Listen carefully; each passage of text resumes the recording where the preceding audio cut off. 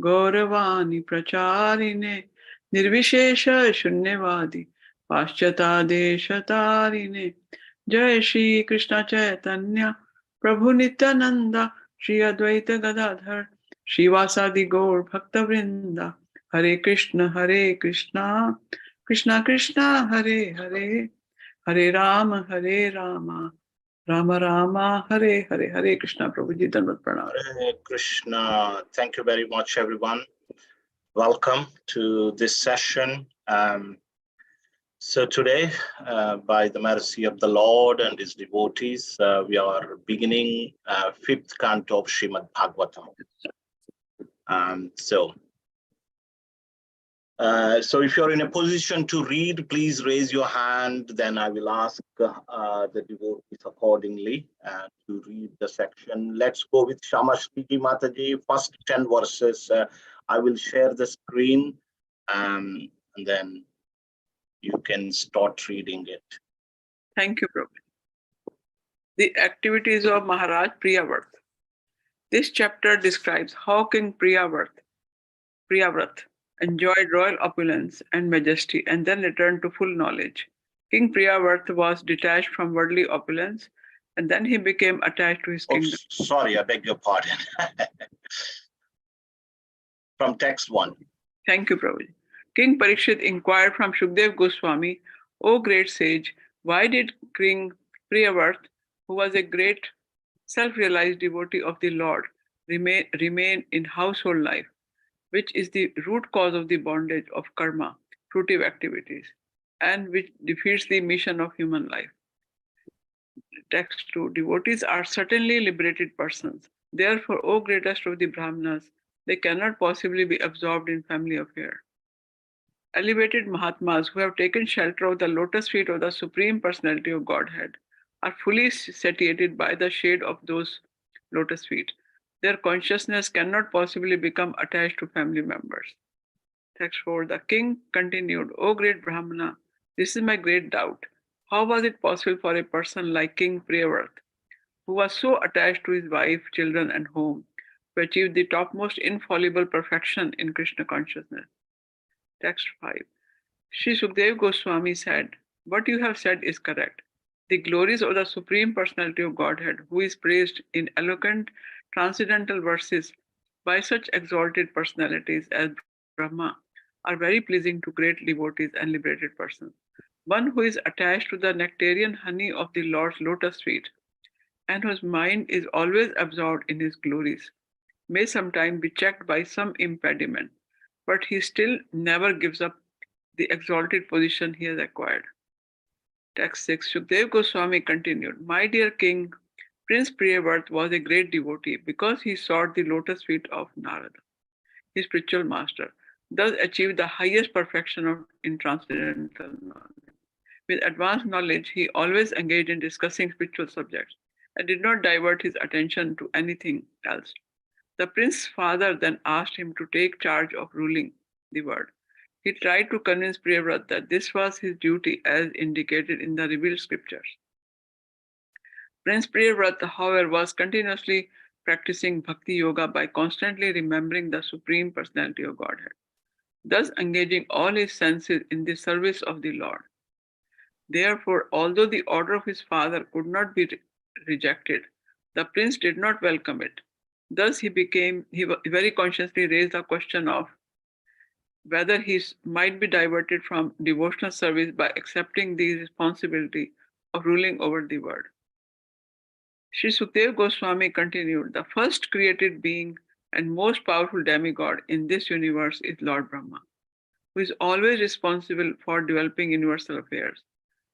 Born directly from the Supreme Personality of Godhead, he dedicates his activities to the welfare of the entire universe, for he knows the purpose of the universal creation. This supreme powerful Lord Brahma, accompanied by his associates and the personified Vedas, left his own abode in the highest planetary system and descended to the place of Prince Priyavrat's meditation. Text 8. As Lord Brahma descended on his carrier, the great swan, all the residents of the planets, named Siddhaloka, Gandharvaloka, Sadhyaloka, and Charnaloka, as well as great sages and demigods, flying in their different airplanes, assembled within the canopy of the sky to receive Lord Brahma and worship him. As he received respect and adoration from the residents of the various planets, Lord Brahma appeared just like the full moon surrounded by illuminating stars. Lord Brahma's great swan then arrived at the border of Gandhamadan hill and approached Prince Priyavrat, who was sitting there. Lord Brahma, the father of Narad Muni, is the supreme person within the universe. As soon as Narad saw the great swan, he could understand that Lord Brahma had arrived. Therefore, he immediately stood up along with Shambhu Manu and his son Priyavrat, whom Narada was instructing. Then they folded their hands and began to worship Lord Brahma with great respect. Text 10. My dear King Parikshit, because Lord Brahma had finally descended from Satyaloka to Bhuloka, Narad Muni, Prince Priyavrat, and Swambhu Manu came forward to offer him objects of worship and to praise him in highly qualified language, according to Vedic etiquette.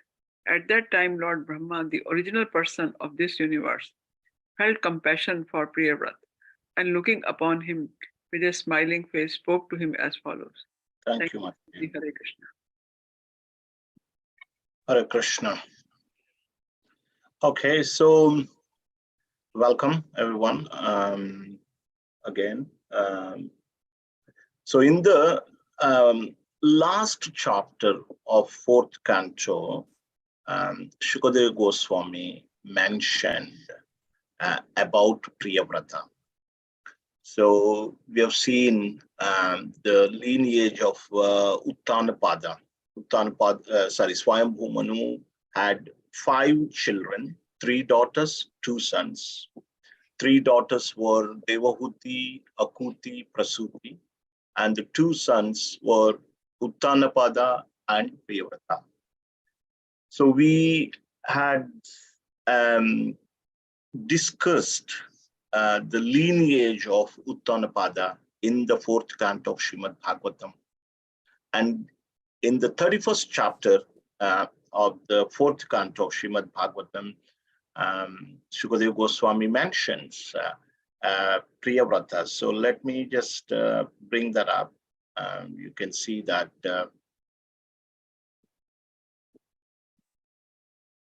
So here he says in text 26, 31st chapter, O Parikshit, I have now finished telling about the descendants of the first son, Swayambhu Manu Uttanapada. So he's the first son, Uttanapada was the first son.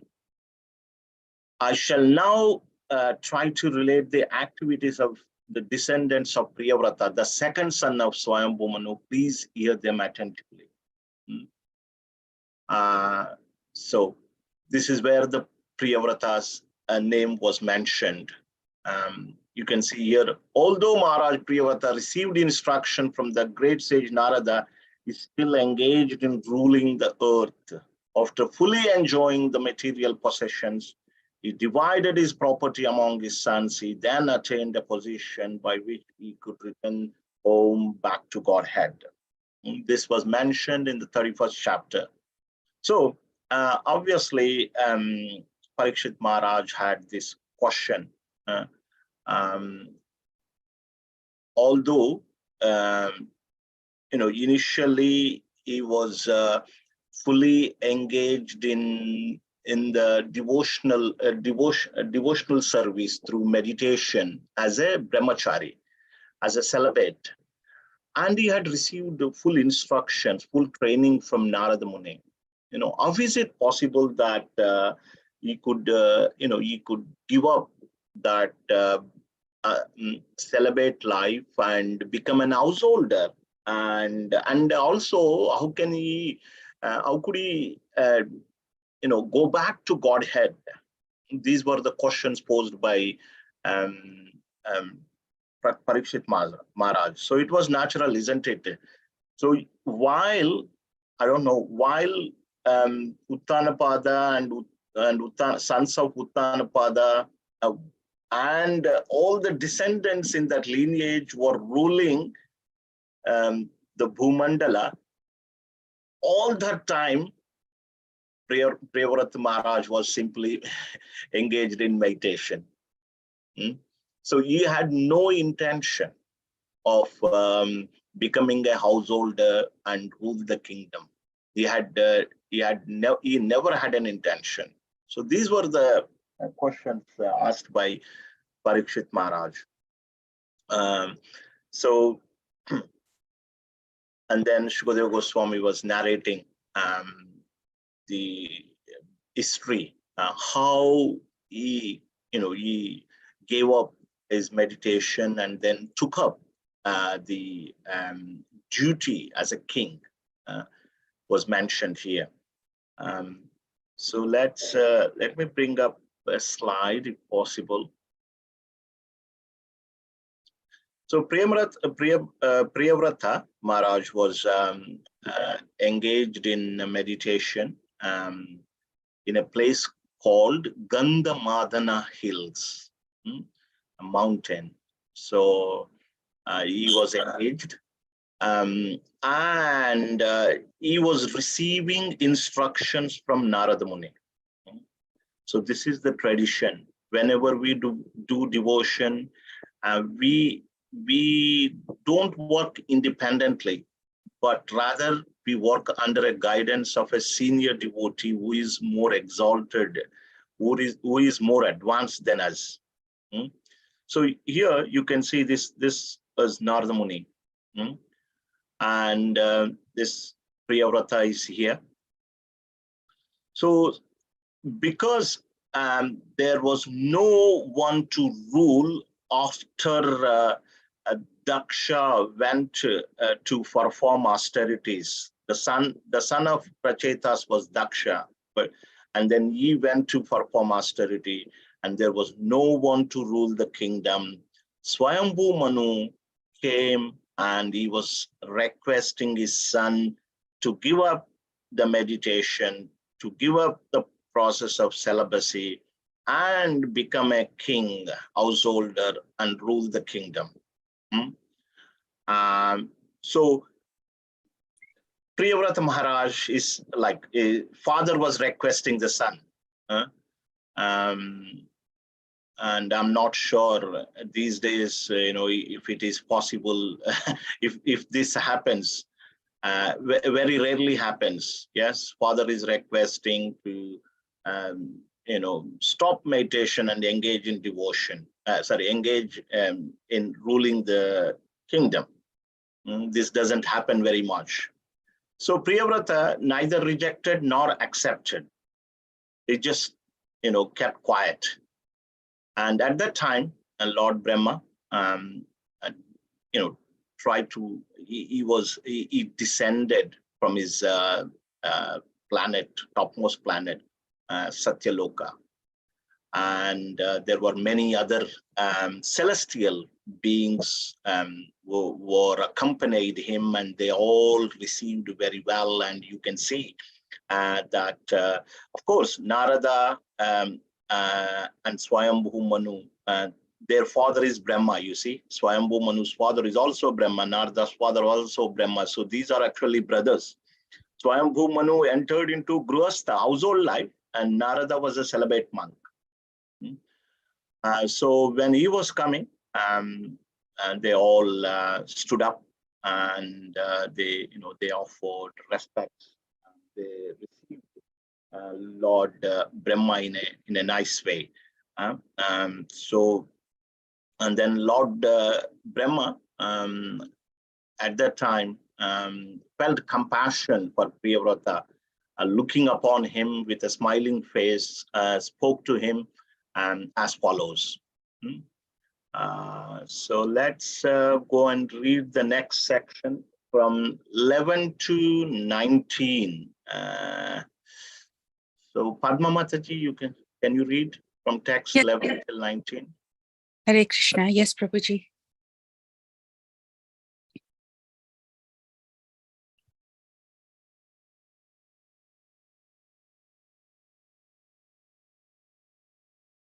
Prabhuji, I can't see the text. You can't see the text. So let me just 1 second. Any better now? No, Prabhuji, I still see the Okay. slide. Okay, just 1 second. So now, text 11. Yes, I can see it, Prabhuji. Text 11. Lord Brahma, the supreme person within this universe, said, "My dear Priyavrata, kindly hear attentively what I shall say to you. Do not be jealous of the Supreme Lord, who is beyond our experimental measurements. All of us, including Lord Shiva, your father, and the great sage Maharshi Narada, must carry out the order of the Supreme. We cannot deviate from his order." Text 12. One cannot avoid the order of the Supreme Personality of Godhead, not by the strength of severe austerities, an exalted Vedic education, or the power of mystic yoga, physical prowess, or intellectual activities. Nor can one use his power of religion, his material opulence, or any other means, either by himself or with the help of others, to defy the orders of the Supreme Lord. That is not possible for any living being, from Brahma down to the ant. Text 13. My dear Priyavrata, by the order of the Supreme Personality of Godhead, all living entities accept different types of bodies for birth and death, activity, lamentation, illusion, fear of future dangers, and happiness and distress. Text 14. My dear boy, all of us are bound by the Vedic injunctions to the divisions of Varnashrama according to our qualities and work. These divisions are difficult to avoid because they are scientifically arranged. We must therefore carry out our duties of Varnashrama Dharma like bulls obliged to move according to the direction of a driver pulling on ropes knotted to their noses. Text 15. My dear Priyavrata, according to our association with different modes of material nature, the Supreme Personality of Godhead gives us our specific bodies and the happiness and distress we achieve. One must therefore remain situated as he is and be conducted by the Supreme Personality of Godhead exactly as a blind man is led by a person who has eyes with which to see. Text 16. Even if one is liberated, he nevertheless accepts the body he has received according to his past karma. Without misconceptions, however, he regards his enjoyment and suffering due to the karma the way an awakened person regards a dream he had while sleeping. He thus remains steadfast and never works to achieve another material body under the influence of the three modes of material nature. Text 17. Even if he goes from forest to forest, one who is not self-controlled must always fear material bondage because he is living with 6 co-wives. The mind and knowledge, acquiring senses, even householder life, however, cannot harm a self-satisfied, learned man who has conquered his senses. Text 18. One who is situated in household life and who systematically conquers his mind and 5 sense organs is like a king in his fortress who conquers his powerful enemies. After one has been trained in household life and his lusty desires have decreased, he can move anywhere without danger. Text 19. Lord Brahma continued, My dear Priyavrata, seek shelter inside the opening in the lotus of the feet of the Lord, whose navel is also like a lotus. Thus conquer the 6 sense organs, the mind and knowledge acquiring senses. Accept material enjoyment because the Lord extraordinarily has ordered you to do this. You will thus always be liberated from material association and be able to carry out the Lord's orders in your constitutional position. Hare Krishna. Thank you very much, Mataji. So in this section, we can see that Lord Brahma, he must have understood that, Priyavrata Maharaj may not listen to may not obey his father, may reject his father's proposal. His father, Swayambhu Manu, was actually requesting him to give up this ascetic life and, rule the kingdom. So Brahma must have had a doubt That's why he personally descended and gave this education to Priyavrata. He said it's the Lord's order, that you should become the king. And it cannot be avoided by anyone. So Lord Brahma encouraged King Prince Priyavrata to take up the post as a king and rule the kingdom. It is interesting sometimes, but it is necessary, isn't it?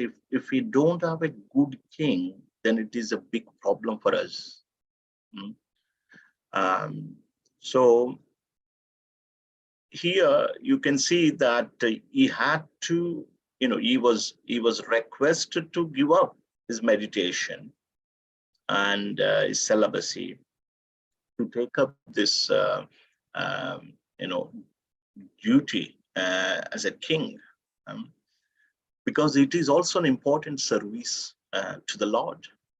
Lord Brahma does this service to the Lord as well, and it's not easy, because when we are naturally surrounded by opulences, when we deal with the material things, it may be, it is naturally we get disturbed, or we get attached, we become attached to these things.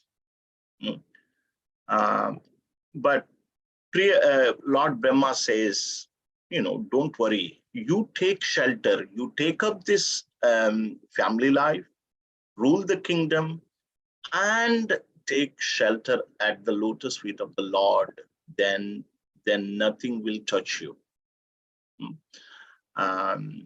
So this is the request put forward by Lord Brahma, and he said, this is order of the Supreme, you can't reject this. Sometimes, in our institution also, manager job, administrator job is not at all easy, but what can we do, to please Prabhupada? This is our service to Prabhupada, so we must continue. So that is the proposal, and he encouraged that, and he said, even if you go to forest, if you are not able, if you're not conquered your mind and senses, then you'll have a problem even in the forest.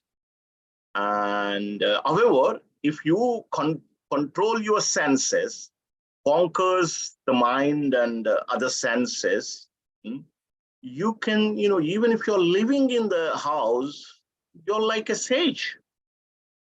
It is said, Padma Patram Ivambasa, although the lotus leaf is in contact with the water, but it doesn't get wet. Similarly, if you worship the Lord, take shelter of the Lord, while doing all these duties, nothing you'll be untouched by anything. These are the instructions, and this is how Lord Brahma encouraged Priyavrata.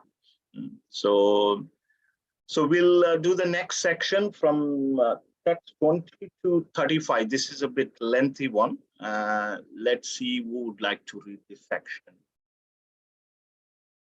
Okay, Meena Mataji, please. From text 20, right? Yes, please. Thank you. Sri Sukdev Goswami continued. After thus being fully instructed by Lord Brahma, who is the spiritual master of the three worlds, Priyavrata. Can't hear you. Sorry. Is this better? Krishna? Hare Krishna. Can you hear me now? Prabhuji, can you hear me? I can hear you, Mataji. I think it might be my father's thing. Oh, I'll just go and check. there must be a problem with my internet connection. Do you want to sort it out? Yeah, please. Or you want to continue? Yeah. Continue, please. Okay. So text 20, Sri Sukdev Goswami continued. After thus being fully instructed by Lord Brahma, who is the spiritual master of the three worlds, Priyavrata, his own position being inferior, offered obeisances, accepted the order, and carried it out with great respect. 621. Lord Brahma was then worshipped by Manu, who respectfully satisfied him as well as he could. Priyavrata and Narad also looked upon Brahma with no tinges of resentment. Having engaged Priyavrata in accepting his father's request, Lord Brahma returned to his abode, Satyalok, which is indescribable by the endeavor of mundane mind or words. Text 22. Swambhuva Manu, with the assistance of Lord Brahma, thus fulfilled his desires. With the permission of the great sage Narad, he delivered to his son the governmental responsibility for maintaining and protecting all the planets of the universe. He thus achieved relief from the most dangerous poisonous ocean of material desires. Text 23. Following the order of the Supreme Personality of Godhead, Maharaj Priyavrata fully engaged in worldly affairs, yet he always thought of the lotus feet of the Lord, which are the cause of liberation from all material attachment. Although Priyavrata Maharaj was completely freed from all material contamination, he ruled the material world just to honor the orders of his superiors. Text 24. Thereafter, Maharaj Priyavrata married Barishmati, the daughter of the Prajapati Vishwakarma. In her, he begot 10 sons equal to him in beauty, character, magnanimity, and other qualities. He also begot a daughter, the youngest of all, named Urjaswati.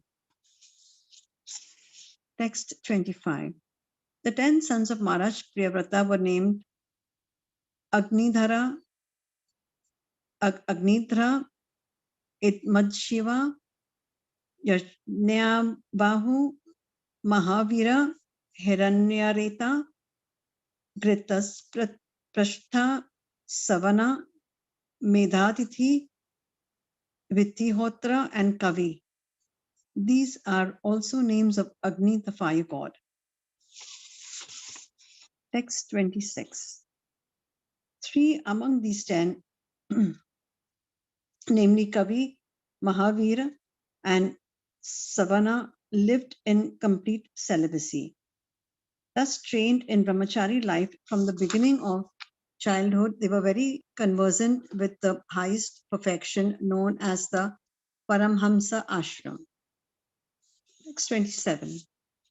Thus situated in the renounced order from the beginning of their lives, all 3 of them completely controlled the activities of their senses and thus became great saints.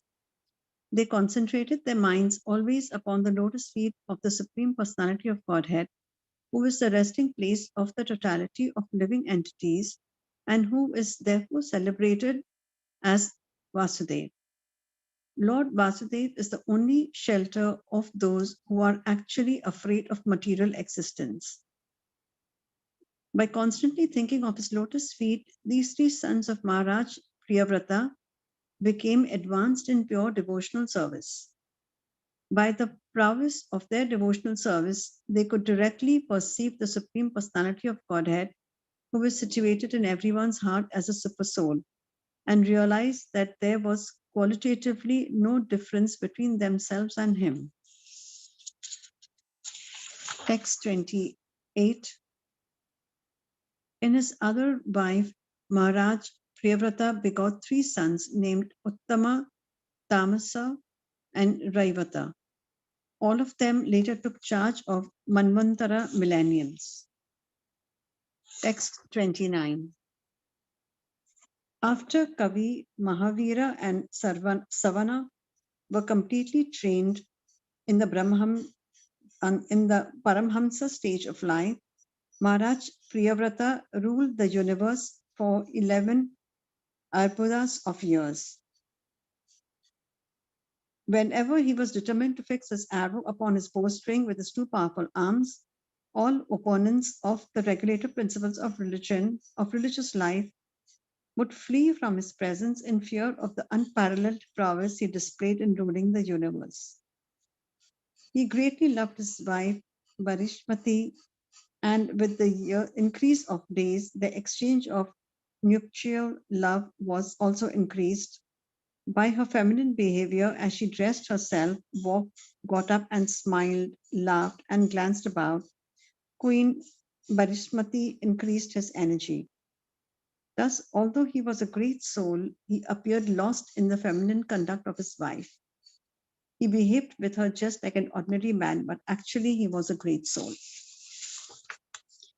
Text 30. Sorry, Why- Mataji, we will stop there. Changed my mind. It's better that way. Okay, so Priyavrata followed the order of Brahma, and it is said that one should obey the order of elders. In those days, that was the system because elders were also setting a wonderful example. Yes, isn't it? You know, elders, they were also behaving nicely. So the younger generation were also following. Now everything is, mixed up. But to respect his seniors, Priyavrat Maharaj accepted the order of Lord Brahma and his father. And Manu was very happy. Like, he delegated sometimes, he used the power, like, rather he brought Brahma down. He thought, my son may not listen to me. So some or other, he brought Brahma down. And so Brahma instructed and actually ordered. It is said that Maharaj Priyavrata fully engaged in worldly affairs, yet he always thought of the lotus feet of the Lord. This is the point here. Although Maharaj Priyavrata was completely freed from all material contamination, he ruled the material world to honor the orders of his superior. Okay. Text 23 is a wonderful verse for all of us. We can, as a householder, it gives a lot of encouragement for all of us. While carrying on our duty, we can worship the lotus feet of the Lord. Lord Shiva tells the Prachetas also, chant this mantra while being engaged in your occupational duty. Okay, Prabhupada also tells, follow 4 regulative principles, chant Hare Krishna, associate with the devotees while doing your duty, occupational duty. And King Priyavrata, he had 2 wives. The first wife name was mentioned here, Barishmati. He begot 10 sons with her in the womb of Barishmati. Out of those 10 sons, 3 became celibate monks. Yeah. And that way they achieved the lotus feet of the Lord. They were always constantly meditating on the lotus feet of the Lord. So they were not interested in ruling the kingdom. They gave up the world. They become monks. And that's how they perfected their life. And the remaining 7 sons, they took, charge of ruling the world, and that will come little later.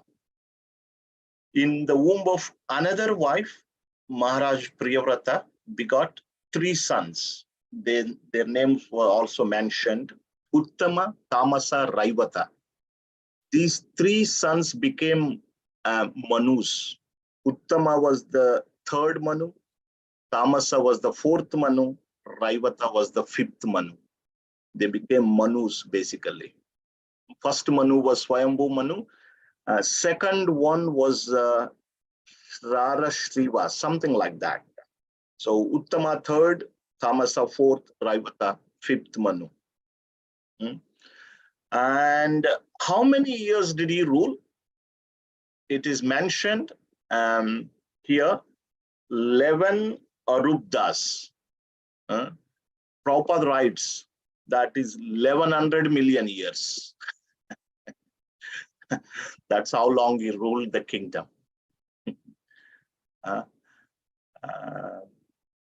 So this way he ruled the kingdom. So next we'll move on to the next section from text 30 till 35, short one. You can continue, Mataji, because I can't see anyone raising their hand. Thank you. Text 30.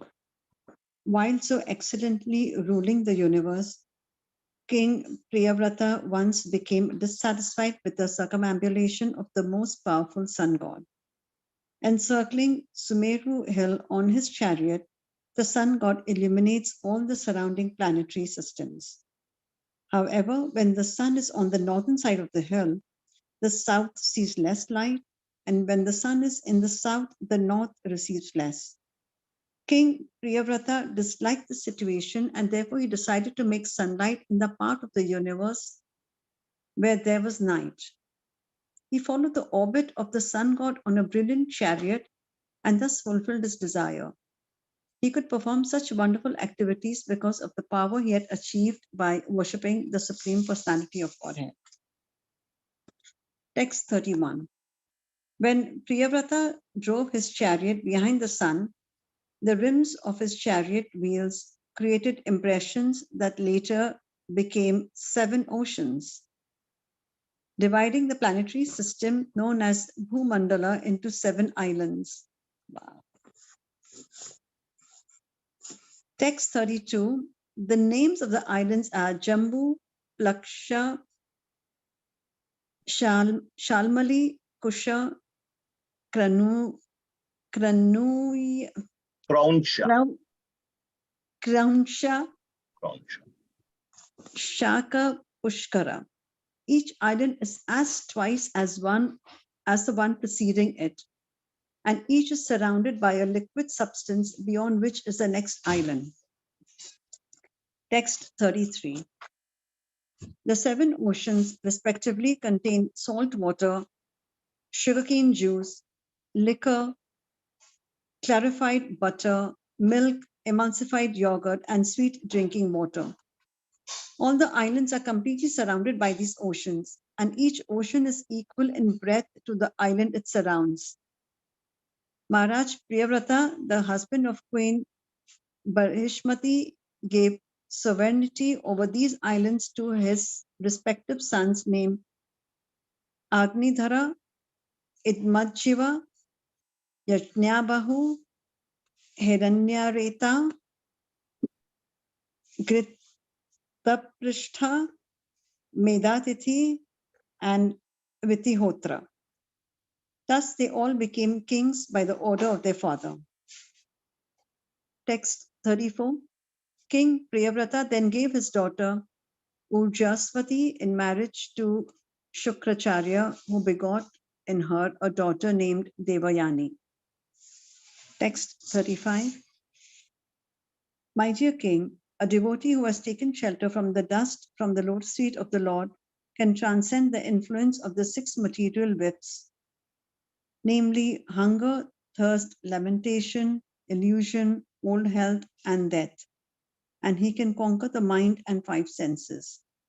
However, this is not very wonderful for a pure devotee of the Lord, because even a person beyond the jurisdiction of the 4 castes, in other words, an untouchable, is immediately relieved of bondage to material existence if he utters the holy name of the Lord even once. Yeah, thank you, Mataji. Hare Krishna. Hare Krishna. I think somebody put a, so there's a question. Meditating on the lotus feet of the Lord, Prabhuji, does that? Yeah, it is not literal, but devotees, when they meditate on the lotus feet. Generally, they think of the feet. They think of the Lord. They think of the Lord all the time. But however, it is, it is said like that. it it may not be literal, but it is thinking of the Lord all the time. Okay, so right. So in this section, we see something interesting. I have to show some pictures you today to make you understand this one. Let me share my screen. This one. Okay. Right. So this is the Sumeru. Here you are seeing the Bhumandala, not our Earth. Our Earth is part of the entire Bhumandala. In the center of this Bhumandala is there is a mountain called Golden Mountain called Sumeru. So Sun basically orbits this Sumeru mountain. So when it was northern side, then the northern side of the Sumeru mountain, then southern side was receiving the less light, and vice versa. So Maharaj Priyavrata did not like this. So what he had done is basically he expanded himself as a sun. So one expansion was basically ruling the kingdom while being situated in this area near Sumeru mountain. And what he did was he expanded himself as a sun. And then basically if sun was here in the say this is the so say for example this one east, so he would be here and then he would follow the same course, sun course. So that way he was giving the light to this side, the other side where enough sunlight was not getting. So his chariot, it is said that it will come, I think more information will come in the later chapters. So you can see here, this is Maharaj Priyavrata, and this is his chariot. His chariot apparently had one wheel. So when he, orbited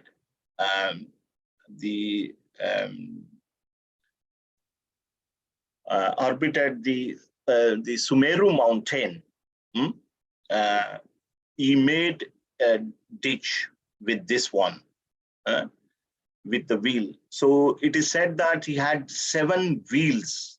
Every time he had changed the wheel, I think. So this way, he created 7 ditches with the wheel. You can see here, these are the 7 ditches. And in each ditch, each ditch has become a ocean, different oceans. It is said like sugarcane juice, milk ocean, yogurt, etc., etc. You can see, and each and the land in between these is called Dvipa. Dvipa literally means, Dvi means 2, Apa means water. The part of the land that drinks water from both sides is known as Dvipa. In English, we call it island, but in Sanskrit, it is Dvipa. It takes the water from 2 sides. So that's how there are 7 islands, Dvipas, appeared. And you see, remember, he had 10 sons, and 3 of them became the celibate monks. And the 7 sons of Maharaj Priyavrata were given these 7 islands. They ruled these 7 islands because he had 7 sons. That's why it is possible that he made, he made this earth into 7 islands. So, and they look like this. Actually, the Bhumandala looks like this. So this is one layer, there is another layer like that, in a terraced way, not exactly flat, but something like that flower. So this is one island. This next layer is next island. The next layer is another island like that. So the center one wall is the Jambu Dvipa. Like that, he made seven islands. And if you see, from far distance, this is how it looks like. The entire universe. This is basically the center, Bhumandala, and below the Bhumandala, you see there is Garbhodaka Ocean, where Garbhodaka Sai Vishnu lives here. And above the Bhumandala, this is the heavenly planet. And above the heavenly planet, you have Dhruvaloka. And on top of Dhruvaloka, you have Satyaloka. And these are the coverings of the universe. Okay, so we'll read the last section. Maybe Manjula Mataji, you can read the last section, last 5-6 verses, beginning from 36 onwards, please. Thank you, Prabhu. While enjoying his material opulences with full strength and influence, Maharaj Priyavarta once began to consider that although he had fully surrendered to the great Saint Narada and was actually on path of Krishna consciousness, he had somehow again entangled in material activities. Thus his mind now became restless and he began to speak in a spirit of renunciation. The king thus began criticizing himself. Alas, how condemned I have become because of my sense gratification. I have now fallen into material enjoyment, which is exactly like a covered well. I have had enough. I am not going to enjoy anymore. Just see how I have become like a dancing monkey in the hands of my wife. Because of this, I am condemned. By the grace of Supreme Personality of Godhead, Maharaj Priyavarta reawakened to his senses. He divided all his earthly possessions among his obedient sons. He gave up everything, including his wife, with whom he had enjoyed so much sense gratification, and his great and opulent kingdom, and he completely renounced all attachment. His heart, having been cleansed, became a place of pastimes for the Supreme Personality of Godhead. Thus, he was able to return to the path of Krishna consciousness, spiritual life, and resume the position he had attained by the grace of the great Saint Narada. There are many famous verses regarding Maharaj Priyavarta activities. To stop the quarreling among different peoples, Maharaj Priyavarta marked boundaries at rivers and at the edges of mountains and forests so that no one would trespass upon another's property. As a great follower and devotee of sage Narada, Maharaj Priyavarta considered hellish the opulences he had achieved by dint of fruitive activities and mystic power, whether in the lower or heavenly planetary systems or in human society. Thank you, Hare Krishna. Thank you, Mataji. So this way, Maharaj Priyavrata repented and renounced the kingdom and achieved perfection. So in this chapter, we began saying that how Parikshit Maharaj put forward a question about Maharaj Priyavrata, how he was actually in the renounced order of life, and then how come he became a householder, and how was that possible? He was taking guidance from Narada. How was that? He gave up his renounced order of life and took up the worldly king position. And then in answer to that question, Shukadeva Goswami narrated that actually Priyavrata Maharaj was actually meditating on the Gandhamadhan hill under the guidance of Narada Muni, under the full instructions of Narada Muni. And after Daksha had went to the forest and there was no descendant to rule the kingdom, Swayambhu Manu, his father, went to see him on the Gandhamadhan hill and requested him to rule the kingdom and give up the renounced order of life. Priyavrat Maharaj neither rejected nor accepted the order of his father. At that time, Lord Brahma came accompanied by all the Gandharvas and his servants. And Brahmaji mentioned it is the order of Lord Brahma, so you must perform this duty.